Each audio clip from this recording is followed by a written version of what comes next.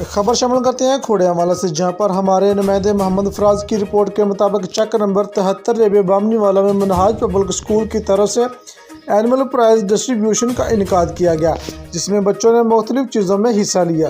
Price distribution के मौका पर Chaudhry Shakeel director Minhaj public school society Faisalabad, Hafiz Usman director Minhaj grammar school Khodiyawala और इसके अलावा doctor Ashiq Ali Toor, honour of Abu al Khair medical complex Shahkot, doctor Imran Sagheer, doctor Younus, doctor Asim Ghafoor ने शिरकत की।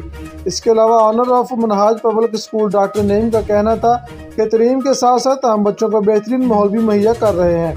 एनुअल प्राइज़ डिस्ट्रीब्यूशन में अहले इलाका के साथ बच्चों के वालिदैन ने भी कसीर तादाद में शिरकत की और मनहाज पब्लिक स्कूल के इस इक़दाम को सराहा।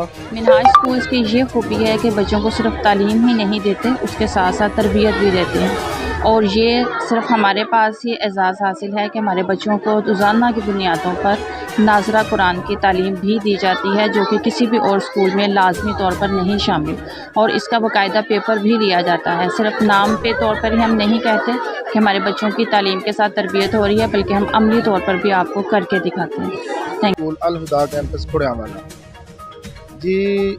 अल मिनहाज का मतलब जो है ना, ये हमारे मोहतरम कायदे मोहतरम इलामा तहरुल कादरी साहब का एक विज़न है।